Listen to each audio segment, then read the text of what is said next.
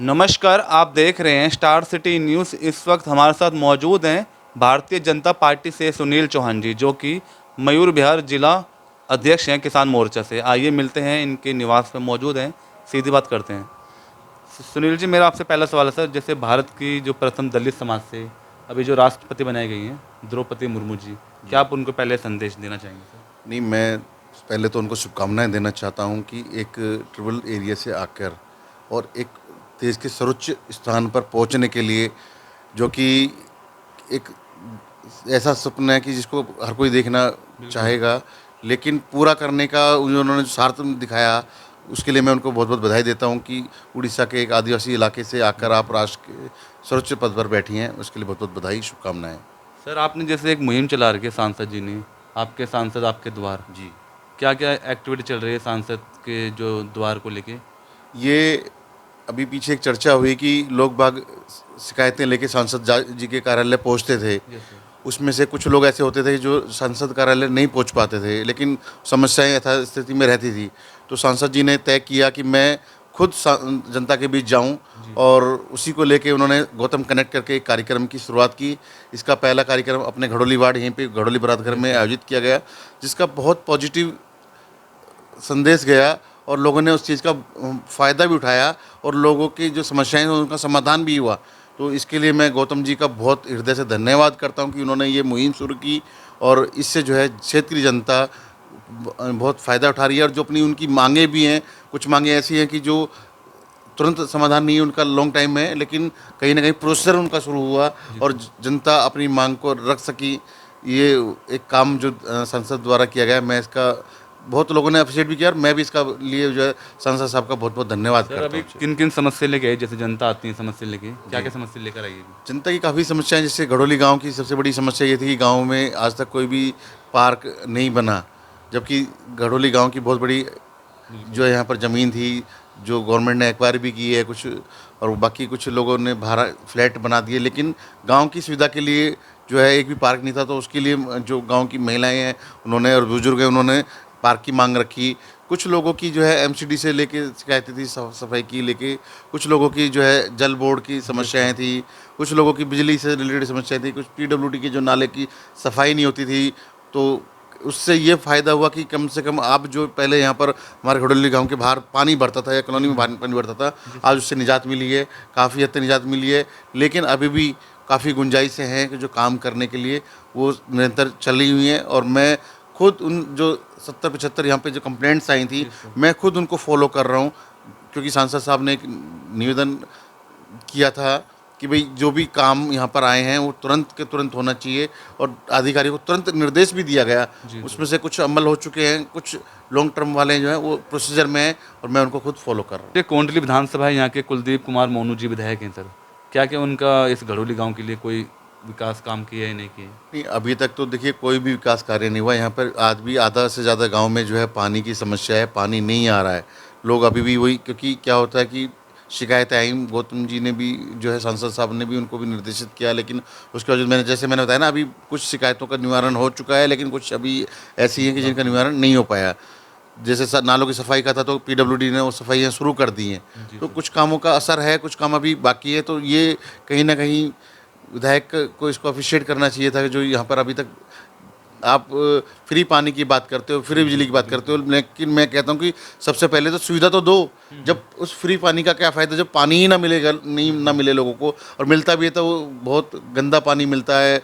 नालों का मतलब उससे जो है ना, लोग यूज पीना तो बहुत दूर की बात है, उसको आप कपड़े धोने के लिए या किसी चीज़ के लिए भी यूज नहीं कर सकते। अच्छा सुनील जी, जैसे आपकी जो एक्टिविटीज़ हैं, आप पार्टी से जुड़े हुए हैं, क्या क्या एक्टिविटीज़ चल रही है आपकी अभी? नहीं, देखिए पार्टी से जुड़े हुए जो संगठन के जो भी काम है, हमें हमारा काम है जनता की आवाज़ को उठाना। और वो चाहे बिजली पे जो अभी इन्होंने बिल्कुल। कुछ परसेंट बढ़ाया था, उसका विरोध हमने किया है। और साथ में पानी की मांग को लेके उससे बड़ी जो है, इन्होंने जो दिल्ली को शराब नगरी बनाया, यस सर।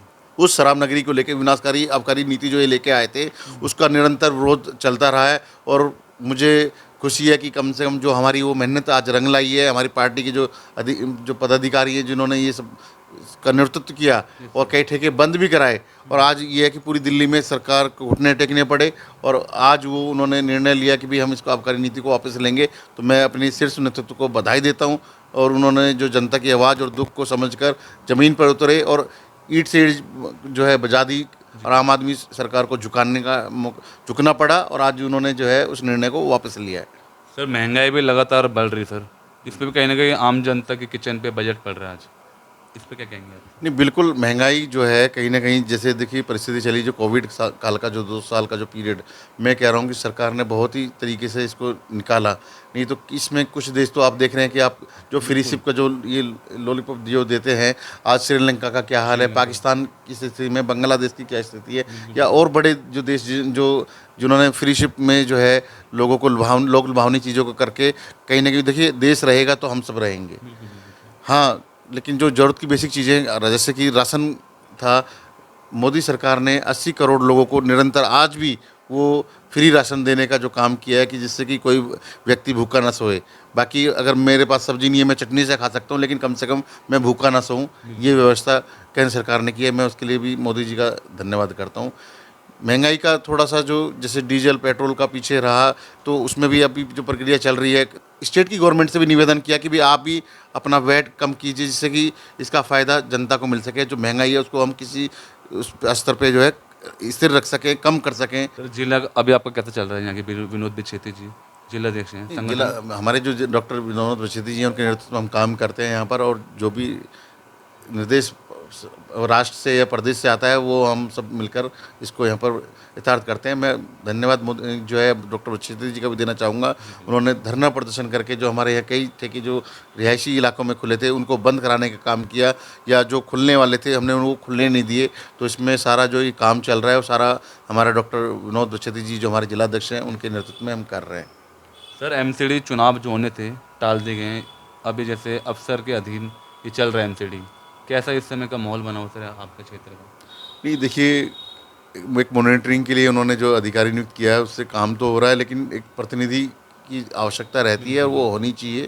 तो मुझे लगता है शायद जो जिस तरीके की स्थिति चल रही है कुछ समय बाद चुनाव होना है, लेकिन जो एमसीडी को इन्होंने पुंग कर दिया था कि दिल्ली सरकार ने, कहीं ना कहीं उसका एकत्रीकरण करके कुछ उसका जो अतिरिक्त भार था वो कम हुआ है, और स्थिति भी सुधरने का आगे की जो प्रक्रियाएं हैं वो कहीं ना कहीं दिख रही हैं।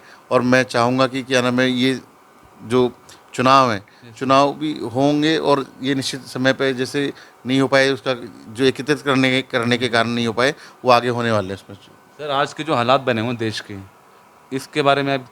हालात तो देखिए पीछे जो कुछ समय का जो अनुभव है वो बहुत ही अच्छा नहीं रहा। मैं तो सिर्फ इस दृष्टि से कहूँगा कि आप किसी के बारे में बात करते हैं तो आपको अच्छा लगता है, जब आपके बारे में अगर किसी ने कोई टिप्पणी कर दी तो आप उसको जो है देश में नहीं देश के बाहर भी पहुंचाने का काम करते हैं। तो पहले आप अपने गिरबान में झांकिए और फिर देखिए कि क्या नाम, जब अगर मुझे सुनने की शक्ति नहीं है तो मुझे कहने की भी लिए नहीं होना चाहिए। और जो कहीं ना कहीं देश में जो फ्रीडम ऑफ है उसका ये कुछ लोग मिसयूज कर रहे हैं, तो कहीं ना कहीं स्थिति जो खराब रही। लेकिन कहीं ना कहीं देखो केंद्र में एक ऐसी सशक्त सरकार बैठी है, उसने उस पर कंट्रोल किया है और आगे भी स्थिति कंट्रोल में रहेगी, ऐसी मुझे उम्मीद है। तो यह है हमारी सीधी बात सुनील चौहान जी से, स्टार सिटी के साथ मैं जितेंद्र गुप्ता।